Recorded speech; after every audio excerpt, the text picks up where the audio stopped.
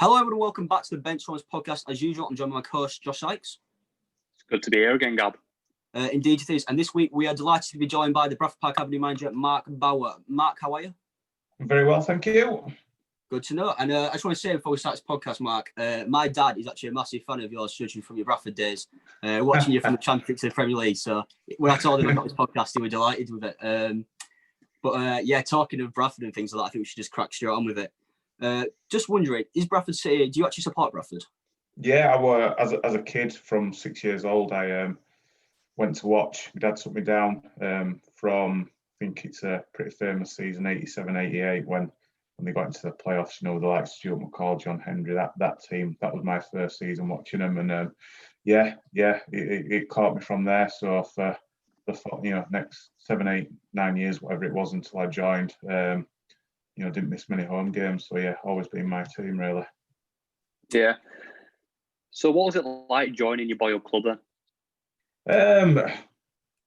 It's a bit cliche, innit? Dream come true and all that sort of stuff. It became, we were going up through the ranks as schoolboys and under 15s, 16s, that kind of thing. And it was sort of a natural progression. And you just wanted to be a footballer. And we had a real close-knit group of local lads that my year was quite a strong year. And we had a decent little side, and it just became a natural progression. Before you know it, you're in the building, and you're in and around the players. My first year was '96 when they just got promoted at Wembley to get into the Division 1 or Championship as it is now. Yeah.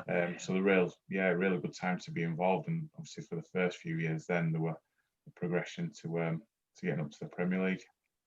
Do you ever feel like there was extra pressure on you being at your supported club?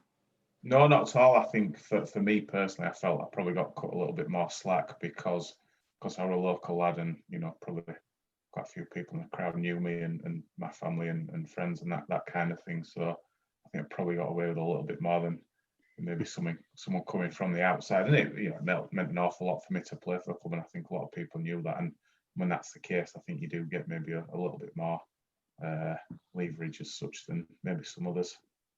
Yes. So let's talk about your Bradford debut then. 4th of April, 98 against Norwich. What do you remember about that day?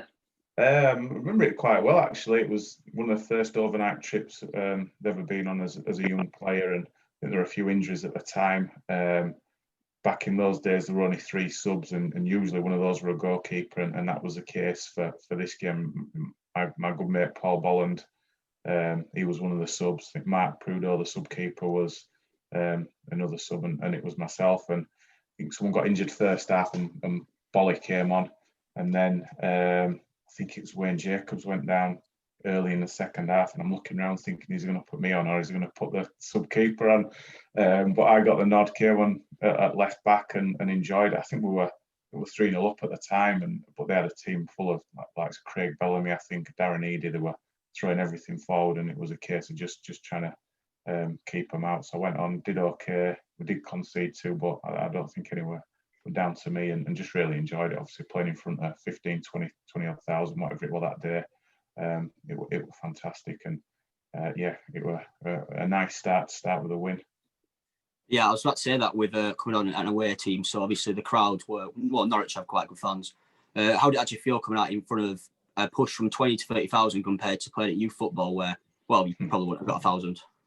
No, playing in front of probably 50 odd people in the juniors on a Saturday morning usually, and reserve games you might get a couple of hundred, and then you're out there, and we're a bit of a the tempo of the game, the speed of the game, that kind of thing. You're thinking, this is something completely different. But I had some good experienced players around you that helped you out, and really though, as a young player coming on, there's playing out of position as well, not much to lose, and did okay. And then on the way back, I remember on the bus going back, Paul Jewell definitely grounded me afterwards, because in those days we used to have microwave meals on the bus, and there was one microwave, so you can imagine 20 or 25 people on the bus, each needing 4 minutes microwave meal in the microwave. That was my job all the way back, so it was probably 3 hours before I actually got anything to eat, walking backwards and forwards with all the players' food. So back down to earth after the game, but really enjoyed the day, and good memories of it. Yeah. So what did your mates think? So you made your debut at 18.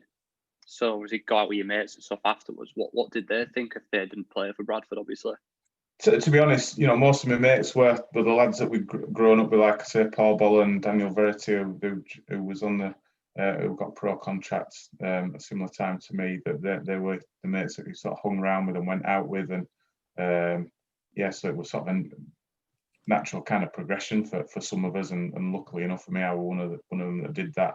Certainly, nobody lets you get big for your boots or anything like that, and you just sort of carried on as normal, really. Didn't really get recognised much out and about or anything like that, so it was okay. And obviously the next season was a season they got promoted to the Premier League. So as a young player, it was always going to be really difficult to get in that side. So I had a little taste of it that season, but then didn't really play the following season. So definitely no one let me get too big for my boots or anything like that having played. Did you ever have a chance to meet Jeffrey Richmond? Funnily enough, no, I never remember having a conversation with him. Obviously, walked past him a fair few occasions in the ground, and it's hello, Mr. Chairman, that kind of thing, but nothing more than that from me. In the days that he was there, when you were agreeing contracts for the season, it was basically Paul Jewell told me what I'd be getting paid, and that was it. Signed there. There was no negotiations or anything like that, and I was more than happy to do that. So. Yeah, the only reason I'd have to be anywhere near the chairman was that kind of thing, but that would get taken care of by the manager. So, no, obviously, what he put in place and the things around that definitely affected me, and in some ways probably benefited me. But on the whole, yeah, not great. And the legacy that was left was obviously one that took a second and probably still taking time to get over. Yeah. So let's talk about your loan away now to York City in 99-2000. Obviously, Terry Dolan was the manager in that season. You made 15 appearances and you scored your first senior goal against Lincoln. So what was your time actually like under Terry Dolan then?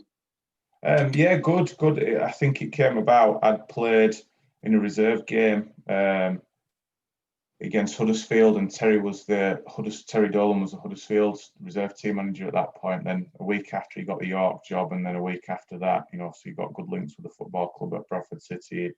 I played quite well in the game, and he wanted to take me there, so I played there. And after having sort of a little taste in the first team at City, I'd not really played much, and reserve team football was nothing like. Again, showing my age, Division 3 football, or League 2 as it is now.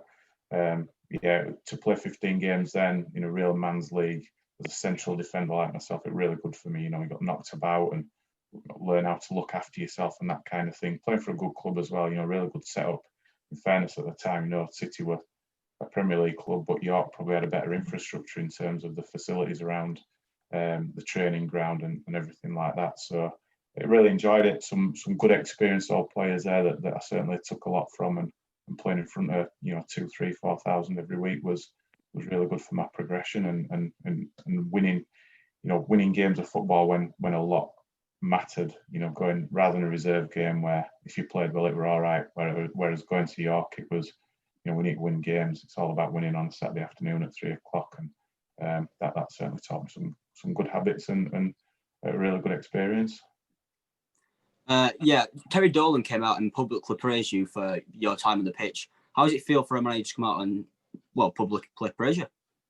Terry, I've dealt with Terry. He was director of football at Avenue when I came as manager a couple of years ago. I've always gotten really well with Terry. Good like that. He'd come out in the press, but behind the scenes he'd be on at you and certainly tell you if he wasn't happy with you, which at times he would be. And you get told, and that'd be part of your progression and part of your learning curve. And I enjoyed working for him. Really good guy, Terry, and that part of my career certainly stood me in good stead for the following few years after that. Yeah. So what do you remember about the game against Lincoln? Then obviously scoring your first senior goal. Funnily enough, for this lockdown, last few months, you're sitting at home and you're looking for stuff, and I typed in York City 2000 into YouTube just to try and see if there are any footage of it, because I've got very little memorabilia of any kind of footage of when I played. And I found the goal, and I'd completely forgotten how it happened. And I do remember the game. I think we won 2-0 on a Tuesday night, and just managed to get free at a corner and bundled one in. But yeah, I remember remember coming up against two giant centre forwards that game and got really knocked about, but felt like I'd done all right in it and stood up to that physical test, which for me were a big thing as a young defender and not particularly the biggest in terms of physical size for a centre half. So nice to score goals. Always as a centre half, if you score and you keep a clean sheet, that really is a nice feeling. So I definitely enjoyed that one. Yeah, I noticed you said bundled over them. I'm getting the impression the goal was by accident. No, I was in the right spot at the right time, and it came in. I think a little bit of a scramble and just managed to force it in. And good times. I certainly really enjoyed that spell at York, and that first season we were in a bit of trouble when I came in, and Terry had brought a few new signings as you would expect, 'cause he was a new manager at the time, and we managed to get it going and finish the season quite strongly with some good results. Yeah, obviously, you managed to avoid relegation from the third division at the time. So, what's it like? Obviously, you're struggling. You're in the relegation battle. What's it like? At the end of the season, you've survived. You stayed up. What's it like in the dressing room afterwards? Yeah, I don't think it were any massive celebration. I think the group of players there probably felt that was the minimum really what should have been achieved. And when you're a lone player, as much as I enjoyed it and wanted to do my best for the club, you kind of you're looking at it from a little bit of a selfish point of view of getting minutes in and enjoying the games and getting the experience. So I was really pleased with how it had gone for me. I'd enjoyed playing proper games and obviously helping the club stay up was a big part of that as well. Terry was keen to get me back the following season on a season-long loan, and I think with Paul Jewell leaving Bradford City that summer, Chris Hutchins taking over, he wouldn't let that happen. So I ended up staying. But we certainly enjoyed that last 15 games and getting the job done for him. Yeah, and of course, when you came back to Bradford, there were a lot of defenders there. You've just been, I'm right thinking, just been relegated? No, the first season after the 15 games at York, we'd stayed up, and then Paul Jewell left, Chris Hutchins took over.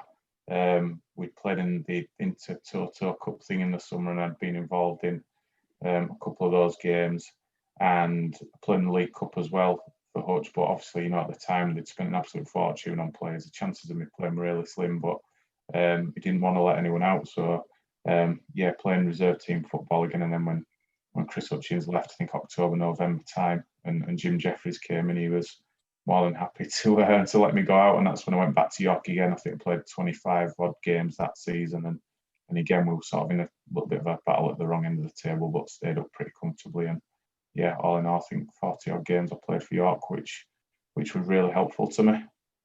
Yeah, what actually is the Inter-Toto Cup? We'll talk about what is it. It was at the time, we were at the start of mobile phones and everyone having mobile phones. Maybe some players didn't have them, and this rumour going around, it was a competition, a European competition, effectively in the summer, where if you won it, you could get in the UEFA Cup. I think a couple of clubs entered it the year before. I don't think anyone really wanted to enter it, but I think Mr. Richmond had decided that we were going to be in it and try and get into Europe. So the word went round, if you don't want to be back in the pre-season 3 weeks early, don't answer your phone. So some of the lads were away on holiday. We came back in really early for pre-season, and some of the younger lads like myself at the time, we were, banking to get back in and try and play some games. And we're playing in Lithuania, which is an experience, a crumbling old Eastern European stadium. And managed to get through a few rounds, but I think by the time all the lads, main lads were back, we got beat by Zenit, St. Petersburg, and late on in it, I think. But so never got in the European Cup. A little bit of a waste, and I think it disrupted pre-season, which certainly didn't help Chris Hutchins to hit the ground running in his time in charge. Of course, and you were travelling the world then with your local side. How great did that feel? Yeah, it was unbelievable. We're on I think the Sultan of Brunei's jet coming back. The food was unbelievable on this plane coming back, and you've seen at that time the likes of Carboni and Dan Petrescu, and a bit later on Stan Collymore. Those players were coming into the building, and for a young sort of local lad that supported the club, seeing this happening, playing in the Premier League, and I think there were a genuine feeling at that point, at the start of that season, that the club could, having just stayed up the season before, could really kick on and established itself as a real Premier League club. Obviously, it didn't turn out like that, but at the time there was some real optimism, and being part of that were probably really good for my development in terms of training every day with these people and players. But obviously, I was nowhere near the first team. Yeah, so obviously speaking of the Bradford first team, in 2001-2002 season, you got your first team call up properly because of quite a few injuries. So what was it like to have your first proper run in the team? Yeah, I remember. I think the first, I think I'd come on in a couple of games and been involved in a couple of games, cup games, and a couple of league ones coming on. But I remember I think we were playing Birmingham at home on a midweek Tuesday or Wednesday night. And I don't know how he knew, but the young goalkeeper seemed to know that I was playing that night. Didn't know beforehand. We'd not done any work on it. Just driving to the game. He goes, "You're playing." I'm playing. Okay, then so got to the ground. Nicky Law was a manager, and I think they'd been conceding quite a few goals and just adjusted it round. I played. I think we got beat 2 or 3-1, but played quite well and played the following Saturday. I think it might have been Crewe at home, and we won 2-0, kept a clean sheet, and I kept my place in the team for the rest of that season, and probably helped. On the back end of the Premier League years, we had some good Premier League sort of type players. So to being in and around them, to David Weatherall were a massive part of, or massive help to me through my career at the time. To play with those lads certainly helped me, get used to it and be able to find a place and feel comfortable in the team. And really enjoyed that run. Similar to the York one a couple of years ago, came in with probably dozen or so games left, and managed to keep my place in the team right through to the end of the season. Of course, you kept your place to the end of the season, and then I'm not sure if it was that season after you were offered a 3-year contract with the club. Yeah, I think it was that summer. I think Jeffrey Richmond was still there, and as a young player, if you're playing games in the Championship, I think any club's going to try and get you tied down because potentially you can become an asset. And again, very, very little negotiation there. It is. That's what it is. To sign that, and really pleased to be, get that kind of contract for that period of time with the club, and really look forward to it because having finished the season in the team, you wanted to get back in and try and play more games. Yeah. So if we kind of rewind a little bit towards the beginning of that 01-02 season, on the 10th of November, you scored your first goal for Bradford, ironically against Norwich. What do you know about that game? Well, I came on again, I was sub, and we had injuries in the game, and I came on, I think, for Peter Atherton at centre back, and they had Ewan Roberts playing up front, and they were quite direct. I think it was just into the second half again, very similar to my debut. And they were banging it forward to him all the time. They were winning these flick-ons, and we had Andy Todd, who was a converted centre half, playing centre forward. So the manager at the time just decided his physical presence might be better at the back. So he went and played centre half, and I ended up going to play centre forward with Robbie Blake. And did all right. I think I put him through for a 1-on-1, and I scored in half an hour, which is not bad for a striker. So I've got a really good goals to game ratio as a centre forward at that level. So enjoyed it. I'm amazed that they never give me another chance. But the goal were their centre half, so the touch across his 6-yard box almost. I'm just going to block it. He's going to clear it. He's hit me and gone in, and that were a bundle on him. But score a goal at Championship level. We're really pleased. We won 4-1 as well, and maybe I've missed my calling as a centre forward, but we'll never know now. So your first goal for York seemed to be accidental. Your first goal for Bradford also seemed to be accidental. Get a bit of a seen a little pattern here. Got off the mark. It's all about don't matter how they're going, does it? They'll say to my lads now. That's a proper defender's attitude, guys. Yeah, it can get you going. So I think I did score a decent one later on that season. Actually, I think at Wimbledon, and they all count, don't they? They're all in the So then, of course, you were playing alongside David Weatherall, who you just mentioned before, in defence. And then he moved into the interim management and he appointed you captain. So how did that feel going from someone you were playing alongside to managing by and giving you captaincy? Yeah, I mean, you see it often in football, don't you? Players become managers, and I've followed that path myself at Guiseley a bit later on. It was a strange time. Then, Colin Todd was manager at the start of that season, and I remember a few of the lads at Christmas time who were we were well up there, and we genuinely thought we had a chance of getting in the playoffs. And we had a bit of a bad run after Christmas. We'd had to sell Dean Windass, Jermaine Johnson. I think we picked up a couple of injuries and we had some bad results. So Colin Todd got sacked, and Weathers took over as as he was the captain, and he took over as manager, and he stepped aside for the first couple of games and didn't play, and asked me to do it. So yeah, that were obviously been really proud to have played for the club for such a long time up until that point, but to actually lead them out as captain was brilliant. The sad part about it, we ended up getting, that run of bad form that we were in, we just couldn't get ourselves out of, and I don't think I played particularly well in that little spell of games either, and we ended up getting relegated. So when people say that about being captain, it actually brings back pretty flat memories as such. Probably not the most, not the best time I had as a player, but still very proud to have done it for a spell of games. Yeah. So obviously then after Bradford, you went to Darlington, was it?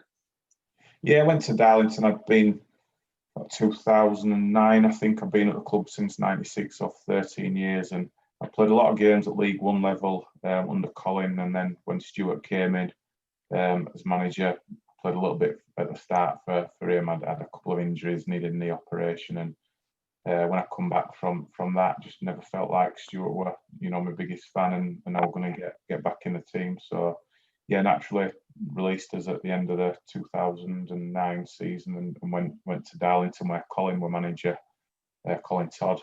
So yeah, we started off okay, and I picked up an ankle injury quite early on at Accrington, went in one of the holes on their pitch and ended up needing an operation on it, and it kept me out for about 4 or 5 months of that season. Not long after I had the injury, Colin had got sacked. When I came back, it had been through 2 or 3 different managers by that point, and it were a bit of a car crash, and we had very little chance of staying up. So not the fondest memories of my time at Darlington, and I probably didn't do the club much good myself, being injured for most of the time I was there. Before you actually moved to Darlington, you had the option of also joining Chester City. I think I could run about that because you were on trial there, and then it was a funny summer really, out of contract, and the Darlington thing was going to happen, and I'd sort of held out for it, and then it wasn't going to happen. They were having money troubles at the time, so start pre-season I was without a club. So Chester were conference at the time, not too far away, just over an hour's drive, and I knew a couple of lads there, so I went in and trained with them, and they wanted me to sign, and I was a bit reluctant to do so because I was hoping something would, come about in the league, and obviously Darlington ended up coming back to us, and I signed there. So just trained a couple of weeks at Chester. Really never played a game for them or anything, but allowed me to do some proper training and be ready to start the season. Yeah. So obviously then after Darlington, you ended up at Halifax, where you won the Northern Premier League Premier Division, and as Gab were telling me, you also played with Jamie Vardy. Yeah, the Halifax thing was knew the chairman there, David Buzzensworth, had been on the board at Bradford City while I was a player there, and I'd opened the estate agency that I've still got now in Shipley with a friend of mine through the halfway through the season with Darlington, and the option Halifax part-time just seemed to fit in really well with where I was in my life as well. And we were Northern Premier, which is sort of the 7th tier effectively of English football, but you ran the ground at Halifax, really good facility, pitch were lovely, and decent number of fans every week, more than we were getting at Darlington in the Football League at the time. It just seemed like a perfect one for me. We had a really, really strong team. Jamie Vardy's obviously the standout one, but you've got the likes of Lee Gregory that's playing championship level now. He was in the team, and some really, really good non-league players that were playing at a level much lower than what they should have been, and we absolutely walked the league. It was so easy. When you've got Jamie Vardy and Lee Gregory playing together at tier 7, it's you do well not to win the league, wouldn't you? So I really enjoyed it. Good people there, and really enjoyable year as a defender. I say to them now, I literally stood on the halfway line and watched some of the forward players who got to score 2, 3, 4 goals every week. But no, good year and really good people at that club. Yeah. What was it like just in... Oh, sorry. Do you want to, Josh? Do you want to? Yeah, I'll go. I just want to ask quite a bit about, obviously, Jamie Vardy. Could you, like, when you were at Halifax, could you tell he was going to go on to win the Premier League, score 100 plus Premier League goals, play for England? And... No, but you get asked this question a lot because I'm captain of that team. So, there's been quite a lot of, obviously, how well he's done. You have a lot of people asking what he was like and could you see it. Definitely at the time, at first, he looked like a really good player at that level. And then the more you went into it, because we were so dominant in games, probably never got tested as much as what he what it would have been normally. But when we needed something, when in tight games or when things were not going our way, he was the one that just stepped up and produced something special. He just had everything about him, pace, good touch. He's strong in the air he's not the biggest lad, but he won a lot of headers and his work rate was exceptional. You could see that he had all the tools to go on and do well. I think I mentioned him to a couple of the staff at Bradford City at the time, and I think there were a few worries about his off the field antics, as such as we say. But he's been absolutely top drawer since Halifax days. I think that time at Halifax, in a good dressing room with really good staff around him, pointing him in the right direction. If you'd have said to me, will he go and play Football League and score a lot of goals, I would have said, yeah, there's a good chance of that. I don't think anyone at the time would have thought he'd win the Premier League, play for England and set records, goal scoring records in the Premier League. But yeah, fair play to him, done absolutely brilliantly, and good lad around as well. Really fun to be around. What was it like adjusting from League Two Darlington to a non-league side, which were part-time? Yeah, part-time. I found that really difficult. When you're full-time, just every day you're out on the football field, and without even realising you're doing it, you're working on your touch and you're passing and having a ball at your feet. Even before training, you've got a ball at your feet. So going from that to training Tuesday, Thursday, and just playing on a Saturday, and at Halifax, definitely early pre-season, we barely touched the ball. There was plenty of emphasis on being fit. Just found that hard to adapt to, and it took me a little bit to get used to that. But once you're in it, and that's why I think you see non-league players now. There's such you've got to have a certain character to be able to do it, because it's hard going to work all day and then training on a night time, especially when you get to this time of year. Going out when it's dark to a windswept, cold, wet, rainy, either 3G or muddy field at times it was to train. Got to have a certain character about you, and take me out to the lads that do it and do it well, because it is tough, and I found it tough, but got used to it in the end, and it certainly helped playing in a good team and having a good setup around you at Halifax with the stadium and support and everything like that. So it was a good introduction for me in the end. Am I right? Sorry, Josh. Am I right in thinking you were starting a estate agency business while you were? Yeah, I did that when I were at Darlington. We opened that in Shipley first of all. Yeah, so the Halifax move just fit in really nicely with could learn the ropes there and be involved there, but also keep carrying with my football on Tuesday, Thursday evenings and on the Saturdays. So yeah, it's worked quite well. Yeah. So obviously then in May 2011, you went to Guiseley. You're vice captain, and then in September, was it September 2013? Then you were appointed caretaker manager. Yeah, I had a good couple of years at Guiseley as a player. Real, different to Halifax. Halifax were very much a football league club playing at non-league level. In terms of its professionalism and the setup and everything around it. Whereas Guiseley were going the other way. They were coming up from lower down, and had a really good feel about it. The people around the place were fantastic, and it was really, really enjoyable. The sort of place where you play your game, you go in the bar and have a couple of pints, that kind of thing with the supporters. I really, really enjoyed it. And we had a very, very strong team as well. Very strong team. Some lads that had dropped down from the league, similar to myself, on a similar sort of journey, but still with plenty to offer.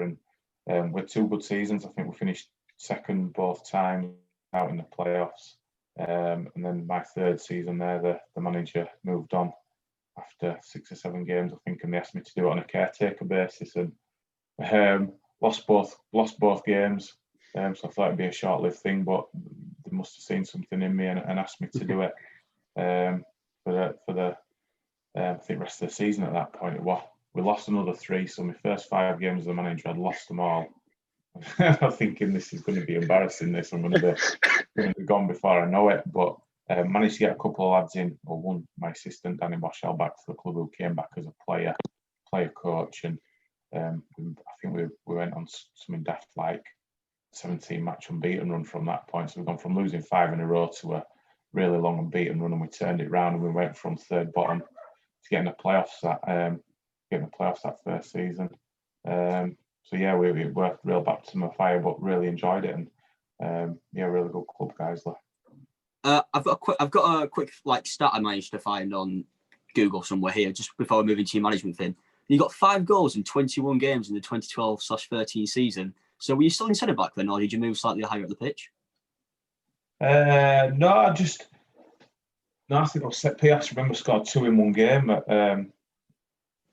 In one game, that rarely happened for me. No, I just managed from set pieces, managed to be a little bit of a threat, and it's like strikers, and they can get in a run where stuff drops from, and they can get plenty. So I think that season managed to squeeze a few in. Yeah. Decent, so well, not bundles, decent ones. So obviously, when you were appointed Guiseley manager, how did it come about? Why were you asked to be caretaker manager? And then did you know once you'd taken a caretaker job that you were actually going to be asked to become the permanent manager, or was it just like you had no idea? No, I'd not really had any desire to go into management. Like I said, I'd set up the estate agency. That was sort of my plan for when I finished playing. Just felt like I was helping the club out. I was probably the most senior player there, had the more experience, I guess, of playing in the league. And I'd had a little Achilles injury start that season, so I'd not been playing. So it just seemed like they asked me to do it for a couple of games, and I don't know, we lost the first 2, but one we actually played really, really well on the Tuesday night funnily enough, against Bradford Park Avenue. We lost a centre half in training before the game. We lost another centre half in the warm up for the game, and we lost another centre half in the game. And then there's one of the centre halves that came on to replace that centre half got sent off. So everything had gone against us. We played really well, and we were unfortunate to get beat. So I think maybe the performance really got me that I'd managed to sort of get the lads going again and get a bit of a bounce back from some pretty poor performances earlier that season. I think that sort of got me the nod, and really I just carried on sort of helping the club and never signed a contract or anything like that. But we managed to really get going and play some really good football. And like I say, I went from third bottom to got in the playoffs on the last day, and we got to a playoff final where we were last minute of extra time we conceded to miss out on a penalty shootout to get promoted. So it'd been a decent first season, I guess. Josh, I feel like we ask this every single podcast guest that we have on, but do you have any coaching badges? Yeah, I've got I got the, I can't remember what it's called now. Is it level 1, the first one, and then I've got UEFA B. I think they call that 2 now. I'm supposed to be starting the year this time, but obviously with the COVID thing, it's got in the way of that, and it's difficult when you're actually doing the job managing, and then I've got a business to run as well and work in that to find time to do it. But I thought I'd get it started this summer, but that's been stopped in its tracks. So yeah, bit to do still, but I've got some of the badges and plenty of experience now. Yeah.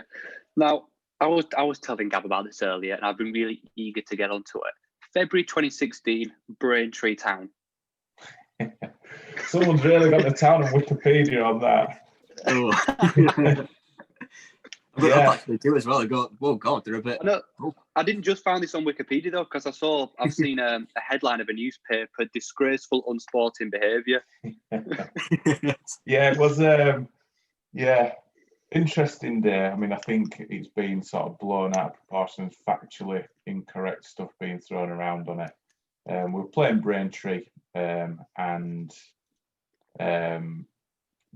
mean, they were renowned at the time for being a team that would certainly knew the dark arts. I mean, first half, I remember one specifically in front of me where lad had thrown himself on the floor to win a free kick, and the centre half comes running from the other side of the pitch to try and get one of our players. But they were certainly, well versed at playing the game, shall we say. I think the goalkeeper before earlier that season had been injured to get a physio on the pitch, but it turned out one of his players needed to change his boots. So there are a few things that he knew he was going to come up against Braintree. And just remember it, a player had gone down, one of their players, I believe, but they carried on.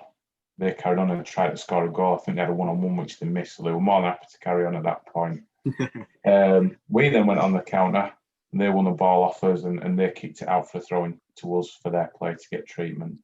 And then I think we're losing the game at the time 1-0, so we're talking on the bench about making a substitution and changes, and on the footage it does look quite bad on the footage because the camera's at that angle where it's right directly behind it. It looks like he pings it straight in, but he's on the halfway line nearly, really wide on the pitch, and lad throws it totally Norburn, and I'm turning on. I turn, he sort of half hit the ball, and the ball's in the air, and the ball just floated.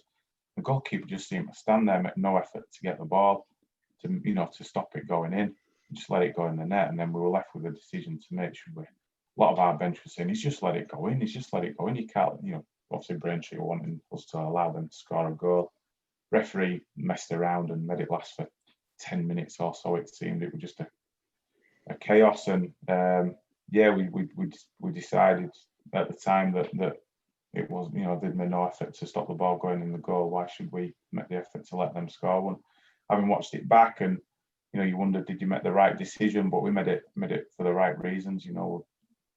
If they'd have tried to stop it going in that goal, then maybe would have been had to make a different decision. But yeah, it doesn't look great on the footage. I think the footage doesn't do it justice. Where the camera is, straight behind it, it looks like it arrows in, but that ball spent a lot of time in the air, and I think the keeper could have stopped it there. But we certainly didn't. At the time, if you go let Braintree score a goal, and I'm a real stand-up guy, and football looks at you differently, I guess. But we made a decision, honestly, what we felt was the right thing to do.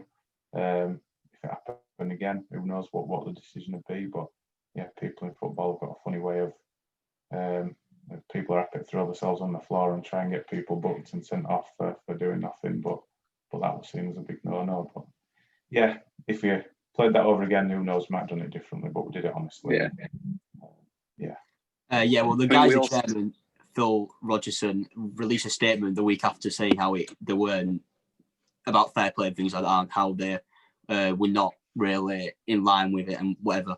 But do you have any idea about that? Like, did you tell him to post a statement out, or did you just? No, we were aware. We got a lot of stick about it, and it was effectively my decision, so club got criticised for it. But if you, funnily enough, you're going in the games following that, getting managers coming up to me, and behind the scenes they'd be saying, "Yeah, I think you did the right thing there. We wouldn't have let them score." But then everyone comes, "Oh, I wouldn't have done that." So you had a lot of that, and if you asked a majority of the guys, the supporters who were there that day, I think they wouldn't. There'll be some that certainly thought we should have let Braintree score, but I think more of them probably thought that. Did it finish 1-1? I think. Yeah, finished 1-1. It didn't make any difference to where we finished or where they finished. They got they'd had an absolutely unbelievable season. Danny Cowley and his brother in charge, they'd been absolutely outstanding. The job that they'd done there, and obviously they were they used that, I think, as some fuel for a bit of siege mentality that had happened to them, and they were not happy at the time, and I can understand that. But yeah, I've spoken to him a few times since, got on fine. It's not a problem, and it's certainly one that I think we'll learn from. Yeah. So obviously in September the same year, you then replaced, is it Alex McCann at Bradford Park Avenue? Alex Meacham, yeah. Alex Meacham. Yeah, we'd guys that we'd had 3 really good seasons. Playoffs the first year, promotion the second year, and then we'd stayed up in the conference the third year. It started with 5 defeats, my reign there, and then it finished with 5 defeats at the start of that season. yeah, felt a bit hard done by really, because we'd been so close in all 5 games. I think they'd all been decided by the odd goal. We'd been done by a couple of deflections and missed chances and close things. But sometimes that's how it is in football, and maybe we're time for a change for everyone. So I left Guiseley, and I think we're out of football for probably 4 or 5 weeks. It's the longest I've been out of it for, since I left school, and it was a strange feeling. But luckily enough, job comes available, and yeah, we took over there. Took over at Avenue in a pretty dire position at the time. So how did the opportunity actually come around? Did you have to apply for it through? No, that we didn't know. I think it were all done very quickly. The chairman called us and asked what my position was, and at the time we were still sorting out finalising things with my contract at Guiseley. So I told him that. Spoke to Gareth Roberts, the owner. And just wanted to make sure it was going to be the right opportunity. I'd had a few good years, and while it were local, and from that point of view, a good one for us. We wanted to make sure that we were going to be able to compete and do well. The team were bottom of the league. It'd not won a game. I think 12 games in and not won. And it was looking really a poor situation. But knew with some of the players they had there, and with what the club said in terms of being able to bring a couple of players in, then we could add some value and try and help the club, and it worked out all right. Yeah. So how's your time at Bradford Park Avenue been then so far? Yeah, been really enjoyable. Again, some really good people, the volunteers that work behind the scenes are a good bunch, and my dad lives a 2-minute walk away from the ground, and knows a lot of the the old Avenue fans that support the club when they're in the Football League. And yeah, Gareth, that's been the owner of the club since I've been there, has put an awful lot of money in to put a good team on the pitch, and also improve the facilities around the ground. We've got 3G pitch there now. So yeah, good people there. First season we did really well. Like I say, we were dead and buried, I think, when we took over, but managed to stay up pretty comfortably in that season. The next season, Gareth wanted to have a push for the playoffs, and we managed to get in the playoffs then. And following season, probably cut back a little bit. We were told if you can finish in the top half, you've done well. But we managed to get top of the league for a spell, and we got into the playoffs. Fortunately, the money situation at the club changed, and we had to lose a few of our senior players through the season, but still managed to get in the playoffs. And we had 3 magnificent seasons. There'd been a bit of a change in terms of who was running the club through that last season, and I don't think we were ever going to really see eye to eye on how we wanted to run things. So I think we mutually agreed, shall we say, that a parting of the ways was probably the best thing to do at that point. So what was going through your head when you left the club? Were you maybe holding some not bad thoughts, but maybe bad stigma with Bradford Park Avenue? Or I think the biggest thing was disappointed with, we were in such a good position, top of the league, and it's not a reflection on anyone or how they did, just a bit frustrating that we weren't able to push on. Most teams on the top at that point would be looking to bring a couple of players in to add to the squad, and we had to lose players. That was frustrating. And then as a manager at that level, we know players at the level, we know what it takes to win games of football, and the lads that you need to do that, and that were kind of being taken out of our hands a little bit in terms of recruitment. So just wasn't the job for me that it was, for the first 3 years that we were there.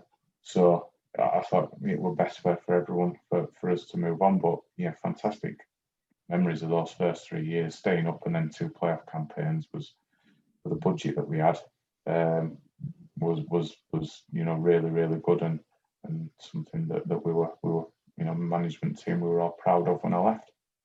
Yeah. So what made you go back then? Well, there were further changes behind the scenes, shall we say, and Gareth called me and just said he were, I think they've been through 2 managers in 10 games, 12 games, whatever it might have been. The recruitment that summer had been, I think, disrespectful to the level of football that we were playing at. I thought they could do things with the players that they had that were never going to be achievable. So again, the club were in a terrible position in terms of its squad and in the table, and he just asked me to come back and I felt I owed it to people there that, a lot of good people there that helped while we're there to give it a go if they wanted me to do it. So we did do, and it was really, probably tougher than I thought, and struggled to get going when we did manage to string a couple of results together. Then COVID came and ended it all, and really, to be honest, we were quite lucky that that meant the season ended and we ended up staying up, not because on the pitch, but obviously because the seasons have been finished early. Yeah. What were your thoughts towards Gary Thompson then when he took the job? Do you think he could have been your successor? I don't know him, to be honest. I don't know him, and you wished him all the best because you want him to do well for the club. It's a really good club. I think his hands were tied to a certain extent.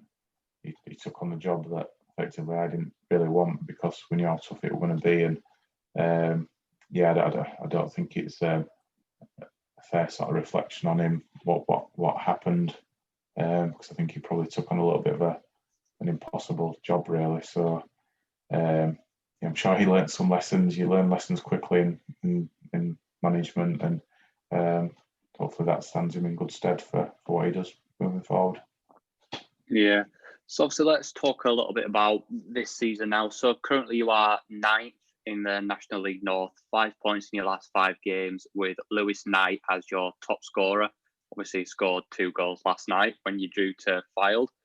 So, what are your thoughts on this season so far?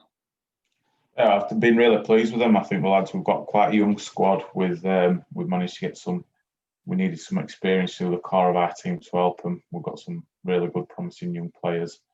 But we finished dead last season effectively, and everyone sees us as a whipping boy. So for us, with what we are, we're a small club at the level, coming up against some really well financed and big football clubs at the level. The first and foremost, we've got to stay in the league. We've got to target 20th position and making sure that we're not going to be going down. So we made a decent start to that. That'll continue to be our aim until we've reached that target. If we do that sooner than later, then who knows where you can go and push on from there. But first and foremost, we've just got to get points on the board and young players on the pitch doing well for us, and that's how it's gone so far for us. Been really pleased with them.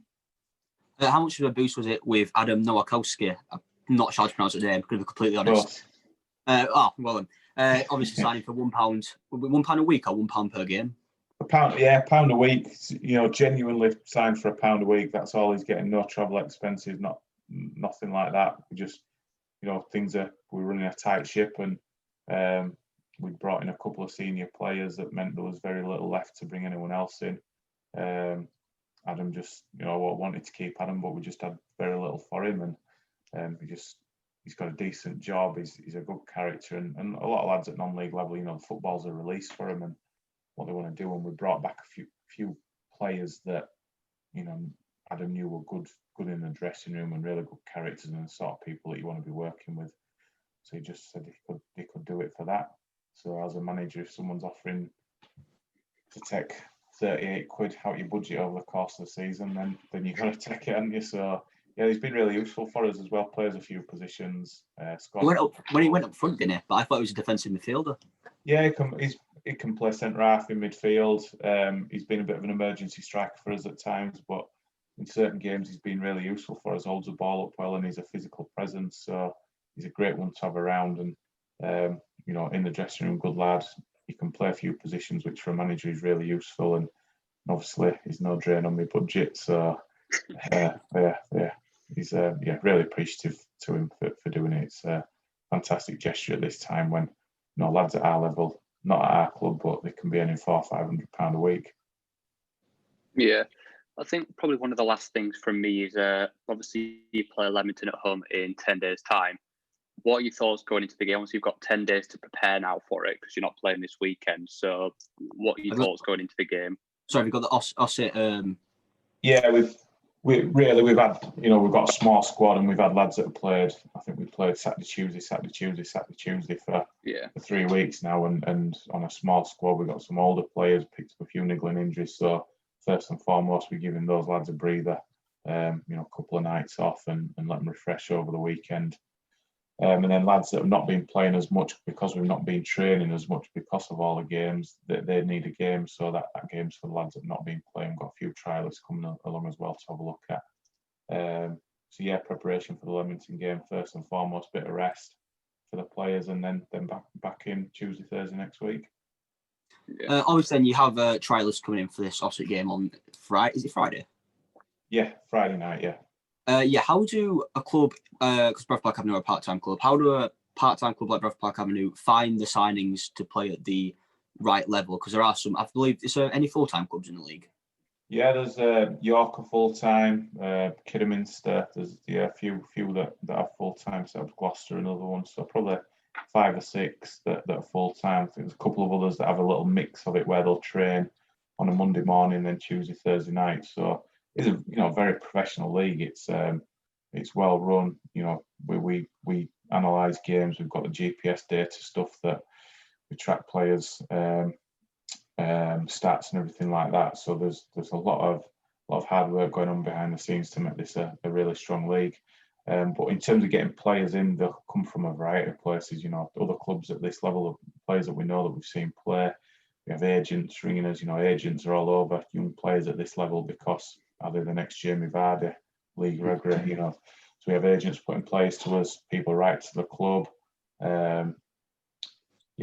Dads will ring saying, I've got my lad, he's playing at this level, and all over. We'll go out and, not so much at the minute, but we'll go out and watch games at lower levels and under 23 games at pro clubs looking for players. So, it's very well run. It's very time consuming, and got to do the best you can to get the right players in to help your team.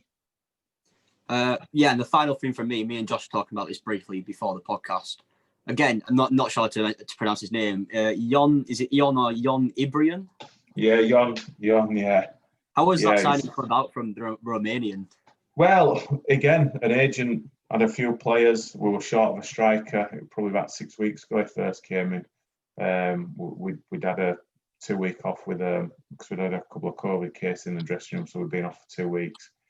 And at that point, we had a few injuries. Where pretty much all our strikers missing, and he got put to us by an agent. So we had a look at him in a trial game. He scored a hat trick. Lovely left foot on him, and he'd been training on and off with us sort of since. And then we had to wait for international clearance to get him signed. So at the point where if we got him signed, he'd have probably played a few more games. By the time we got the clearance, we had a few lads back who've done well for us. So he's not had as much time on the pitch. So he'll play in that game on Friday and gives us a chance to have a bit more of a look at him and see if we can, get him in the first team. Josh, do you have anything else to add? Just if you ever need of a striker, don't hesitate. Just to no, I'm not doing this. Would you not advise that? No, definitely not. That's going to bring an end to this week's episode of the Benchwarmers Podcast. As usual, like from my coach Josh Sykes. It's been a pleasure, Gab, and thank you so much, Mark, for coming on. No problem. Anytime. Thank you, Mark, for coming on. That's going to be the end. We'll see you all next week. Thank you.